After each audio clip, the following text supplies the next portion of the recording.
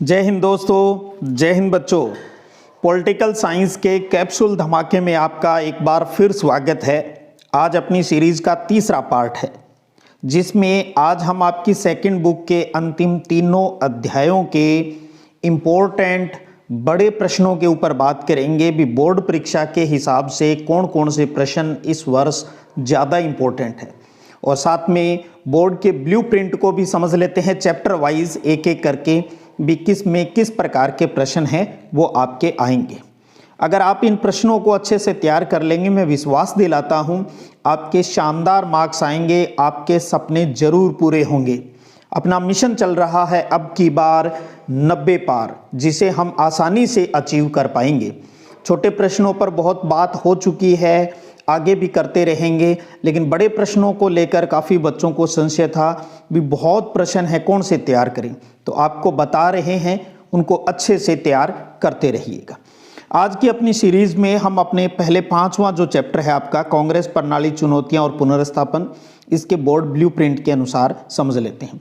पहले तो आपको बताऊं, ये चैप्टर है वो कुल 6 अंक का रहेगा। इसमें आपके 2 प्रश्न आएंगे, एक प्रश्न 2 नंबर का और प्लस 4 नंबर का एक बड़ा प्रश्न आएगा। समझ गए आप अच्छे से। और दोनों प्रकार के प्रश्न, 2 नंबर और 4 नंबर, दोनों ही प्रकार के प्रश्न हैं वो आपके बोध और ज्ञानोपयोग पर आधारित है। यानी एक प्रश्न इसमें जरूर आपका सामान्य ज्ञान आधारित होगा, बाकी दोनों प्रश्न वही आप जो शब्द यूज करते हो ना, भी घुमा के आएंगे। तो ध्यान रखिएगा, इसमें 2 नंबर का एक प्रश्न और 4 नंबर का एक प्रश्न, टोटल 6 नंबर का है। तो संभावना यही है भी इस चैप्टर से आपको छोटे नहीं बड़े प्रश्न है वो अच्छे से तैयार करने हैं। और 4 नंबर का जो प्रश्न आएगा उसमें एक अथवा भी आपको मिलेगा। आपको पहले बता चुका हूं, 3 नंबर और 4 नंबर के हर प्रश्न में बोर्ड के अंदर आपको अथवा है वो मिलेगा, यानी 2 में से कोई एक क्वेश्चन करना होगा। तो चलिए स्टार्ट कर लेते हैं। अपने इस कैप्सूल को ले लीजिएगा आप अच्छे से, बहुत धमाल मच जाएगा आपके। पहला प्रश्न है, 1970 के दशक में इंदिरा गांधी की सरकार किन कारणों से लोकप्रिय हुई थी, कोई 2 कारण लिखिए। तो इसका मतलब ये प्रश्न 2 नंबर वाला हो गया, ये अच्छे से तैयार करना है आपको। उत्तर की बात आती है तो मैं आपको पहले कह चुका हूं, क्योंकि अब जहां से आपने उत्तर तैयार कर लिया है, क्योंकि समय बहुत कम है, मैं चाहता हूं आप उन्हीं जगहों से आप अच्छे से इनके आंसर हैं वो तैयार कर लीजिएगा। दूसरा प्रश्न है, 1960 के दशक की कांग्रेस पार्टी के संदर्भ में सिंडिकेट का क्या अर्थ है और सिंडिकेट ने कांग्रेस पार्टी में क्या भूमिका निभाई। ये पूरा आता है तो 4 नंबर वाले में आ जाएगा, आधा आया तो 2 नंबर वाले में आ जाएगा। तो इस प्रश्न को आपको अच्छे से तैयार करना है। इस चैप्टर का तीसरा इंपॉर्टेंट प्रश्न है भी कांग्रेस पार्टी किन मसलों को लेकर 1969 में टूट की शिकार हुई थी। टूट के कारण हैं वो आपको बताने हैं। 2 नंबर में भी पूछा जा सकता है और 4 नंबर वाले में भी पूछा जा सकता है। तो आप 4 नंबर के हिसाब से इन प्रश्नों को तैयार है वो कीजिएगा। अगला इंपॉर्टेंट प्रश्न है कि 1971 का चुनाव और कांग्रेस की पुनर्स्थापना और उसके परिणामों पर है वो टिप्पणी लिखी। तो कुल मिला के कांग्रेस की पुनर्स्थापना के जो परिणाम हैं उनके बारे में आपको इसके अंदर है वो बताना है। तो ये भी अच्छा 4 नंबर का प्रश्न बनता है। अगला प्रश्न है इंपॉर्टेंट, वो है कि निम्न पर टिप्पणी लिखी, इंदिरा बनाम सिंडिकेट या दल बदल। तो 2 नंबर का आया तो कोई एक बात पूछ लेंगे, 4 नंबर का आया तो 2 बातें आपसे इस प्रकार से भी पूछी जा सकती हैं। तो ये 4 नंबर के हिसाब से आपको तैयार करना है 2-2 नंबर को लेकर। बहुत प्यारा प्रश्न इंपॉर्टेंट, प्रीवी पर से आप क्या समझते हैं और इस व्यवस्था की समाप्ति के विभिन्न प्रयासों पर प्रकाश डालिए। 4 नंबर का एक बहुत प्यारा प्रश्न है, अच्छे से घोट लीजिएगा इसको। अगला प्रश्न है 7वां प्रश्न, क्या 1967 के चौथे आम चुनाव में कांग्रेस दल की मुख्य 2 चुनौतियां हैं वो बताइए। तो इसका मतलब 2 चुनौतियां पूछी है, तो 2 नंबर के हिसाब से आप इस प्रश्न को तैयार कर लीजिएगा। तो इस चैप्टर में आप इन 7 प्रश्नों को तो बहुत ही शानदार तरीके से तैयार है वो आपको करना है। पूरी उम्मीद है भी आपका पेपर इन्हीं 7 प्रश्नों के इर्द गिर्द मिल जाएगा। चलिए अब अगला चैप्टर आ गया अपना, और अगला चैप्टर है 7वां, जन आंदोलनों का उदय। तो सबसे पहले अब वही ब्लूप्रिंट समझ लेते हैं। ये चैप्टर जो आपका है ये टोटल 7 नंबर का पेपर है ये चैप्टर।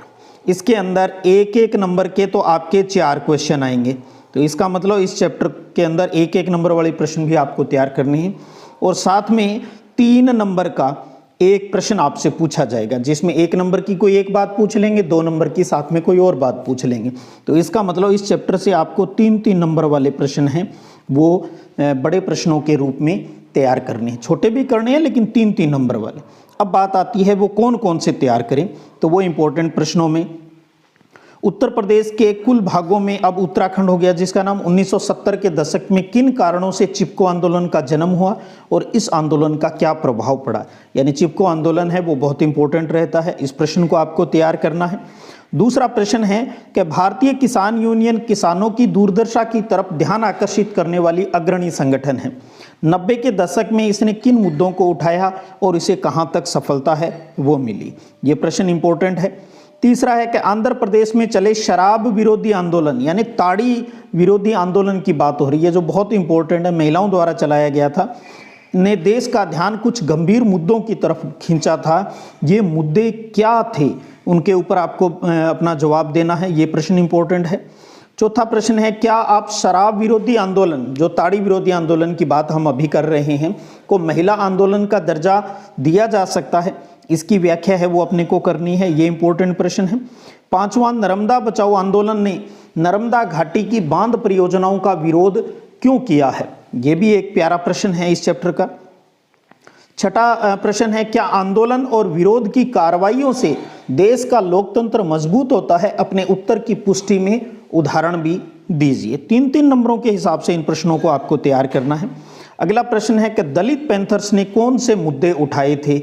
दलित पैंथर्स का जो निर्माण है वो कहाँ हुआ, कब हुआ, ये बातें भी सारी अच्छे से तैयार कर लीजिएगा। तो आप देख रहे हो इस चैप्टर के अंदर जो ताड़ी विरोधी आंदोलन है, चिपको आंदोलन है, दलित पैंथर्स की बात है और नर्मदा वाले, ये जो 4 इंपॉर्टेंट बिंदु है, 100% आपको इन 4 बिंदुओं पर आधारित इसी प्रकार के प्रश्न आपको बोर्ड परीक्षा में मिल जाएंगे। तो इन 7 प्रश्नों को आपको इस 7वें चैप्टर में अच्छे से तैयार हैं वो करना है। अब बात आती है अगला और अपना सेकंड बुक का अंतिम जो चैप्टर है वो है भारतीय राजनीति नए बदलाव। सबसे पहले हम इस ब्लूप्रिंट को समझ लेते हैं इस चैप्टर के। वो है भी, ये चैप्टर भी जो आपका है ये 7 नंबर का है टोटल। इसमें एक एक नंबर के 4 प्रश्न आने की संभावना रहेगी और साथ में 3 नंबर का एक प्रश्न आएगा। एक बार पुनः कह दूं, 3 और 4 नंबर के जो भी प्रश्न आएंगे उनमें अथवा मिलेगा।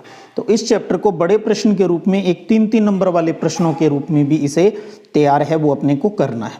तो चलिए अब बात कर लेते हैं भी अपने इस चैप्टर में, 9वें चैप्टर में, अंतिम चैप्टर में कौन कौन से प्रश्न इंपॉर्टेंट है। आपको पता है मंडल आयोग तो इंपॉर्टेंट है ही है, आना ही आना है। मंडल आयोग का विस्तार से वर्णन कीजिए, या फिर ऐसे एक एग्जाम्पल के रूप में आपको बताया भी मंडल आयोग का अध्यक्ष कौन था, इसकी प्रमुख सिफारिशें क्या थी, चाहे इस प्रकार से आ जाए। तो मंडल आयोग आपको अच्छे से तैयार करना है, सुपर डुपर इंपॉर्टेंट प्रश्न रहता है इस चैप्टर का, ये इंपॉर्टेंट प्रश्न तैयार करना है। उसके बाद बात करें अपना दूसरा प्रश्न, गठबंधन की राजनीति के उदय का हमारे लोकतंत्र पर क्या असर पड़ा है। ये बहुत आपको पता है गठबंधन की राजनीति से संबंधित बातें इस चैप्टर में की है, ये बहुत प्यारा प्रश्न है, सुपर डुपर इंपॉर्टेंट है ये भी। तीसरा प्रश्न इस चैप्टर का है कि भारत के अधिकतर दलों के बीच एक व्यापक सहमति है, इसकी कोई 3 बातें समझाइए। ये भी बहुत प्यारा प्रश्न है। आपको पता है भी भारतीय राजनीति में कुछ मुद्दे ऐसे हैं जिन पर सबकी सहमति है राजनीतिक दलों की, और 4 बातें इस चैप्टर में हमने की हैं। तो आप कम से कम 3 बातें हैं वो अच्छे से तैयार कर लीजिएगा। तो ऊपर जो अभी हमने 3 क्वेश्चन कर लिए हैं ये बहुत बहुत इंपॉर्टेंट है, अच्छे से आपको तैयार करना है। और चौथा प्रश्न है कि 1990 के दशक को गठबंधन का युग क्यों कहा जाता है, ये भी एक अच्छा 3 नंबर का प्रश्न निकल सकता है।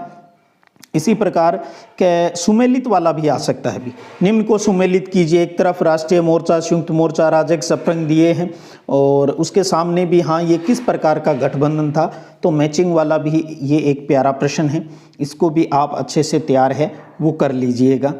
छठा प्रश्न की बात करें तो वो है भी 1989 के बाद की अवधि में भारतीय राजनीति के मुख्य मुद्दे क्या रहे और इन मुद्दों से राजनीतिक दलों के आपसी जुड़ाव के क्या रूप सामने आए हैं। तो ये पाठ्य पुस्तक के पीछे के ही प्रश्न है, बहुत इंपॉर्टेंट है ये प्रश्न भी।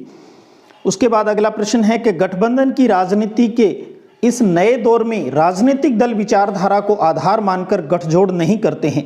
इस कथन के पक्ष या विपक्ष में आप कौन से तर्क हैं वो देंगे। ये भी पाठ्यपुस्तक आधारित प्रश्न है, अच्छा प्रश्न है, इंपॉर्टेंट है तभी तो कर रहे हैं भाई। 8वां प्रश्न है कि आपातकाल के दौर में भाजपा एक महत्वपूर्ण शक्ति के रूप में उभरी। इस दौर में इस पार्टी के विकास क्रम का उल्लेख करना है। बीजेपी ने किस प्रकार से ग्रोथ की उसके बारे में मेन बातें इसके अंदर आपको लिखनी है। अगला प्रश्न है इस चैप्टर का कि कांग्रेस के प्रभुत्व का दौर समाप्त हो गया है, इसके बावजूद देश की राजनीति पर कांग्रेस का असर लगातार कायम है। क्या आप इस बात से सहमत हैं? अपने उत्तर के पक्ष में आपको तर्क देना है, क्योंकि बहुत ज्ञानोपयोग आधारित प्रश्न आने हैं तो जरूरी हो जाते हैं पाठ्यपुस्तक के पीछे दिए गए इन प्रश्नों को भी तैयार करना। और इस चैप्टर का एक अंतिम प्रश्न और देख लेते हैं कि निम्नलिखित सूचियों को सुमेलित कीजिए। एक तरफ कुछ मुद्दे दिए गए हैं और साथ में उनसे सामने उनके से जुड़े हुए कुछ बात लिखी गई है, आपको इनको मैच करना है। तो मैच करने वाले प्रश्न भी आपको अच्छे से इनको तैयार है वो करने हैं। तो ये थे आपकी सेकंड बुक के अंतिम 3 जो 5वां, 7वां और 9वां जो चैप्टर था जो 2022 की बोर्ड परीक्षा में आपके पाठ्यक्रम में शामिल है राजस्थान बोर्ड के अंदर। उनके 3, 4 या 2 नंबर पर आधारित जिस चैप्टर में जो प्रश्न आ रहे हैं उनकी बात आज हमने की है। उम्मीद करता हूँ ये प्रश्न लगभग आपने तैयार कर लिए होंगे, नहीं किए तो इनको अच्छे से घोट लीजिएगा। पहला काम आपका यही है अब इस वीक में भी इन सभी प्रश्नों को, इनके उत्तरों को आप अच्छे से तैयार कीजिएगा। प्रश्न को समझते हुए आपको उत्तरों को तैयार है वो करना है। तो ये था अपना पॉलिटिकल साइंस का कैप्सूल धमाका सीरीज का 3rd। बहुत जल्द हम इसके अंतिम कैप्सूल धमाका जो 4 है उसको भी लेकर आएंगे। जो फर्स्ट बुक के 3 चैप्टर और बच गए उनके इंपॉर्टेंट क्वेश्चनों के ऊपर भी बात अपने कर लेंगे। तो उम्मीद करता हूँ आप जरूर सब बच्चे इन प्रश्नों को अच्छे से तैयार हैं वो करेंगे। चलिएगा फिर मिलेंगे अगले कैप्सूल धमाके के साथ, तब तक जय हिंद, जय भारत।